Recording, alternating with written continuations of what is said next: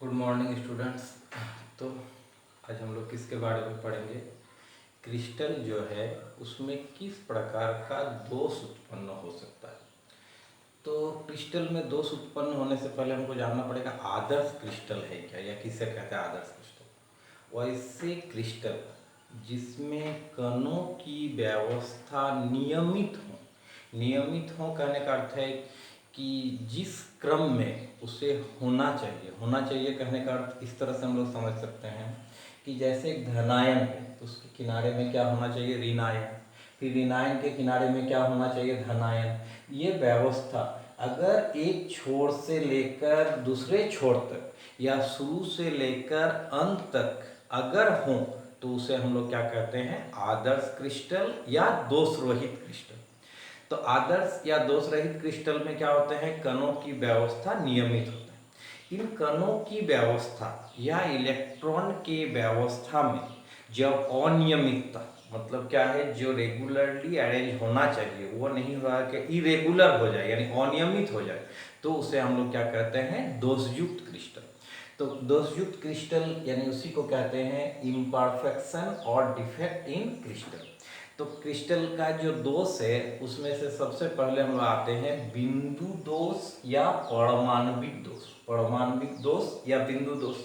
तो परमाणविक या बिंदु दोष किसे कहेंगे, तो बोला आदर्श क्रिस्टल में उपस्थित कण के व्यवस्था में अनियमितता के कारण उत्पन्न दोष को परमाणविक या बिंदु दोष कहते हैं। ये व्यवस्था में अनियमितता या अव्यवस्था, ये किस तरह का है, जैसे ये धनायन है, ये अगर अपने जगह से हटकर क्रिस्टल से बाहर चले जाए तो हम क्या बोलेंगे कि इसमें पॉइंट यानी एक बिंदु का दोष उत्पन्न हुआ है। या ये A+ निर्गत होकर इस अंतरावकाशी स्थान पर पहुंच जाए, ये स्थान को क्या कहते हैं, अंतरावकाशी स्थान, इस पर पहुंच जाए तो हम क्या बोलेंगे, कण के व्यवस्था में अनियमितता हुआ है। तो अब इसी परमाणविक दोष का भिन्न भिन्न प्रकार है। उसी में से हम लोग सबसे पहले आते हैं किस पर, रस समीकरणमितीय दोष, स्टोइकियोमेट्रिक डिफेक्ट। ये रस समीकरणमितीय दोष जानने से पहले हम लोग को रस समीकरणमितीय क्रिस्टल के बारे में जानना पड़ेगा। तो ये रस समीकरणमितीय क्रिस्टल किसे कहेंगे, तो बोला वैसे क्रिस्टल जिसमें उपस्थित घटक कण मतलब जिस कण से वो बना हुआ उसका अनुपात मतलब घटक कण जो है उसका अनुपात उसके वास्तविक रासायनिक सूत्र जो उसका फॉर्मूला है उसमें जो अनुपात है उसका समान अगर है तो उसे कहते हैं रस समीकरणमितीय क्रिस्टल। और इस प्रकार के क्रिस्टल में उत्पन्न दोष को कहते हैं रस समीकरणमितीय दोष। तो ये रस समीकरणमितीय दोष जो है इसी को आगे 3 भागों में मुख्यतः विभाजित किया गया है, जिसमें से पहला है रिक्ति दोष यानी वैकेंसी डिफेक्ट। ये रिक्ति दोष नाम से पता चल रहा है, देखिए रिक्ति का अर्थ क्या हो गया, खाली होना, या अंग्रेजी टर्म को भी आप देख सकते हैं वैकेंसी। तो ये वैकेंसी डिफेक्ट या रिक्ति दोष है क्या, तो बोला जब क्रिस्टल में उपस्थित कण अपने स्थान से मुक्त होकर क्रिस्टल जालक को त्याग करते हैं, यानी क्रिस्टल जालक से ही बाहर चले जाते हैं, तब उसे क्या कहते हैं, रिक्ति दोष। अब ये रिक्ति दोष से क्रिस्टल पर क्या प्रभाव पड़ेगा, तो जैसे यहाँ पर देखिए ये तो आयनिक क्रिस्टल बना हुआ है, उसमें भी समझने के लिए हम लोग मान लेते हैं कि ये क्रिस्टल से बाहर चला गया। तो ये जैसे ही बाहर चला गया क्या हुआ, क्रिस्टल का जो आयतन है उस पर तो कोई प्रभाव नहीं पड़ा, वो जितना है उतना ही रहा। लेकिन कण का जो संख्या घट गया उससे क्या होगा, उसका द्रव्यमान घट जाएगा, और जैसे ही द्रव्यमान घटेगा तो क्या होगा, घनत्व घट जाएगा, क्योंकि घनत्व बराबर हम लोग जानते हैं क्या होगा, द्रव्यमान बटे आयतन। डेंसिटी D = क्या होता है, मास बाय वॉल्यूम। तो अगर ये द्रव्यमान घट गया और आयतन में कोई परिवर्तन नहीं हुआ तो हम क्या बोलेंगे, घनत्व घट जाता है। अर्थात ये निष्कर्ष मिला कि रिक्ति दोष के परिणाम स्वरूप क्रिस्टल के घनत्व में कमी होती है। अच्छा, ये रिक्ति दोष उत्पन्न कैसे होता है, तो बोला कोई क्रिस्टल है उसको जब हम लोग गर्म करते हैं तो उसमें उपस्थित कण क्या होते हैं, क्रिस्टल से मुक्त हो जाते हैं। तो उसी से क्या होता है, रिक्ति दोष उत्पन्न होता है। अर्थात आदर्श क्रिस्टल को गर्म करने पर रिक्ति दोष उत्पन्न होता है। रिक्ति दोष के परिणाम स्वरूप क्या होते हैं, क्रिस्टल के घनत्व में कमी होती है। क्यों कमी होती है, क्योंकि क्रिस्टल के द्रव्य से कण मुक्त होने के कारण उसके द्रव्यमान में कमी होती है। इसके बाद इसका दो मुख्य प्रकार है, एक है शॉटकी दोष।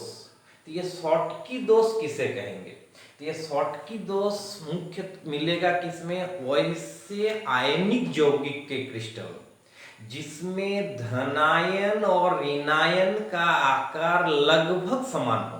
मतलब धनायन का जो साइज है और ऋणायन का जो साइज है वो अगर बराबर हुआ तो उस प्रकार के आयनिक यौगिक के क्रिस्टल में क्या होते हैं, शॉटकी दोष प्राप्त होता है। जैसे अभी तक ये कहेंगे तो क्या कहेंगे, ये आदर्श क्रिस्टल है, आयनिक क्रिस्टल, और इसे आयनिक क्रिस्टल कह रहे हैं क्योंकि इसमें A+ और B- से बना हुआ है। और ये देखिए अभी उदासीन है, क्योंकि इसमें अगर देखिएगा तो A+ का संख्या अभी तक कितना है, 8 गो है, और B- भी काउंट कीजिएगा तो आपको कितना मिलेगा, 8 गो। तो 8 गो ही धनायन, 8 गो ही ऋणायन है, तो ऑटोमेटिकली क्या है, ये उदासीन है। अब बोल रहा है इसमें क्या होगा, आयनिक क्रिस्टल से समान संख्या में धनायन तथा ऋणायन मुक्त हो। मतलब आयनिक यौगिक के क्रिस्टल से अगर एक धनायन बाहर गया और एक ऋणायन भी बाहर चला गया तो अब इसे हम क्या कहेंगे कि ये दोषयुक्त क्रिस्टल है। और किस प्रकार के दोषयुक्त क्रिस्टल है, शॉटकी दोषयुक्त क्रिस्टल है।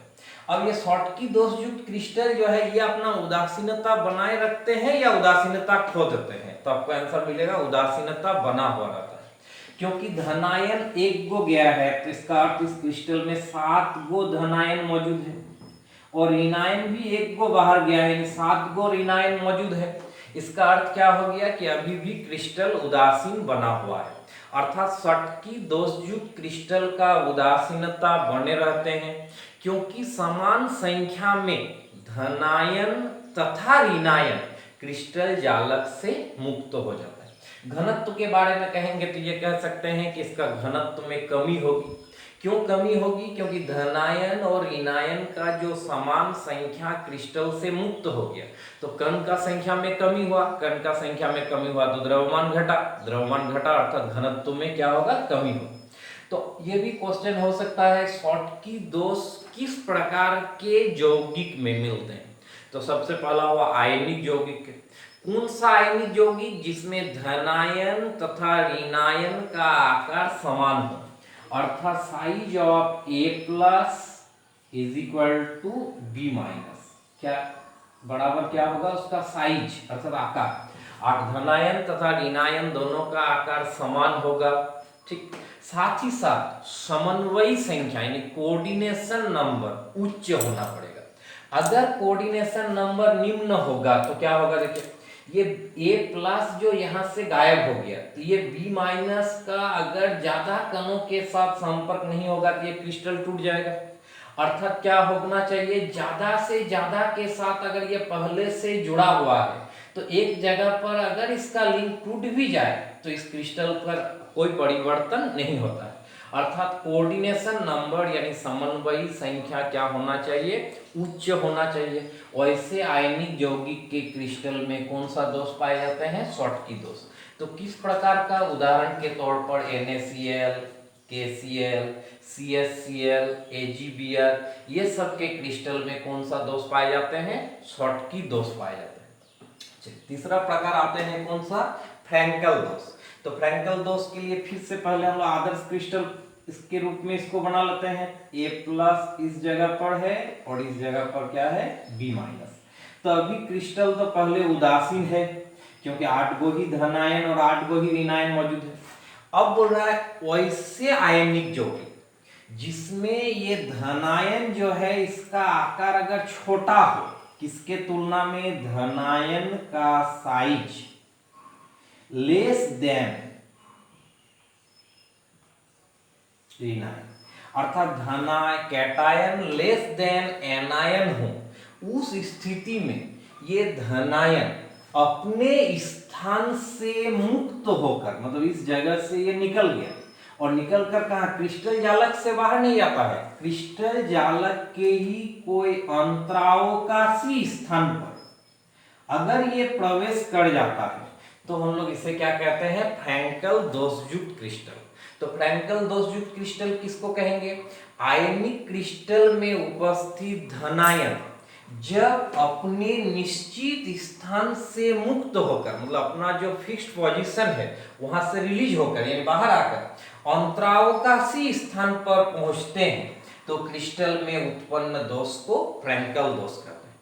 अर्थात देखिए इसमें उदासीनता बना हुआ रहा, क्यों, क्योंकि धनायन क्रिस्टल जालक को छोड़ा नहीं है, अर्थात दोषयुक्त क्रिस्टल है लेकिन तो भी धनायन का संख्या 8 और ऋणायन का संख्या भी 8 अर्थात समान है, जिसके कारण क्रिस्टल का उदासीनता बना हुआ रहता है। हाँ, इस प्रकार के दोषयुक्त क्रिस्टल का घनत्व भी अपरिवर्तित रहता है। क्यों घनत्व अपरिवर्तित रहेगा, क्योंकि कोई भी कण क्रिस्टल से बाहर नहीं गया, क्रिस्टल में ही है, तो ऑटोमेटिकली उसका द्रव्यमान क्या हो गया, वही रह गया जो पहले था। तो अर्थात क्या हो गया कि द्रव्यमान के अपरिवर्तित रहने के कारण घनत्व भी अपरिवर्तित रहते हैं। तो किस प्रकार के लिए, इसके लिए और एक चीज है कि इसका जो कोऑर्डिनेशन नंबर है वो निम्न होना चाहिए। क्यों निम्न होना चाहिए, अगर ये जो खाली जगह है इस जगह पर धनायन को पहुंचने के लिए अगर एक कण बहुत ज्यादा कणों के संपर्क में होगा तो इस जगह का ये जो गैप है इसमें A+ यानी धनायन का प्रवेश करना संभव नहीं होगा। तो किसमें मिलेगा, वैसे आयनिक यौगिक के क्रिस्टल जिसमें धनायन का आकार ऋणायन से छोटा, समन्वयी संख्या निम्न हो, उस प्रकार के आयनिक क्रिस्टल में फ्रैंकल दोष पाए जाते हैं। तो इसका उदाहरण किस टाइप का होगा, जैसे zinc sulphide ZnS, AgCl, AgBr, ये सब के क्रिस्टल में क्या होते हैं, फ्रैंकल दोष पाए जाते हैं। यहाँ और एक चीज ध्यान दीजिए कि शॉर्टकी और फ्रैंकल दोष में कौन सा क्रिस्टल है जिसमें दोनों प्रकार के दोष पाए जाते हैं, ऑब्जेक्टिव क्वेश्चन के लिए इंपॉर्टेंट है। तो AgBr, देखिए AgBr का क्रिस्टल में शॉर्टकी और फ्रैंकल दोनों प्रकार के दोष पाए जा सकते हैं। तो फ्रैंकल दोष और शॉर्टकी दोष में डिफरेंस किया जा सकता है कि शॉर्टकी दोष से क्या होते हैं, धनायन और ऋणायन का आकार समान, फ्रैंकल दोष में धनायन का आकार ऋणायन से छोटा। शॉर्टकी दोष के लिए कोऑर्डिनेशन नंबर उच्च, तो फ्रैंकल दोष के लिए कोऑर्डिनेशन नंबर निम्न होना चाहिए। शॉर्टकी दोष से क्या होते हैं कि क्रिस्टल के घनत्व में कमी होती है, फ्रैंकल दोष में क्रिस्टल के घनत्व अपरिवर्तित रहते हैं। जनरली ये दोनों में कॉन्फ्यूजन होता है, इस कॉन्फ्यूजन को दूर करने के लिए आपको एक चीज बता रहे हैं, दोनों दोष को तो पहले माइंड में आपको सेट करना है। शॉर्टकी दोष मतलब शॉर्ट हो जाएगा, ये तो देखिए नाम जो शॉर्टकी दोष है, ये शॉर्टकी नामक वैज्ञानिक के द्वारा इस प्रकार के दोष का खोज किया गया, इसलिए इसको शॉर्टकी दोष कहते हैं। लेकिन हम लोग ट्रिक के रूप में इसको यूज कर सकते हैं। शॉर्टकी दोष में कणों की संख्या शॉर्ट हो जाएगा यानी घट जाएगा, घटेगा कब, जब वो बाहर चला जाएगा। और फ्रैंकल दोष में क्या होगा, फांक होगा, फांक होगा अर्थात खाली जगह हो जाएगा। तो खाली जगह कब होगा, जब कण क्रिस्टल से बाहर नहीं गया, अंतरावकाशी जगह पर ही रह गया, तब हम लोग उस दोष को क्या कहते हैं, फ्रैंकल दोष। तो ये शॉर्टकी दोष और फ्रैंकल दोष दोनों से क्या होगा, एक डिफरेंसेस का पॉइंट निकालना आपके लिए जरूरी होगा कि शॉर्टकी दोष और फ्रैंकल दोष में अंतर क्या है, या इंडिविजुअली शॉर्टकी दोष और फ्रैंकल दोष से भी क्वेश्चन हो सकता है।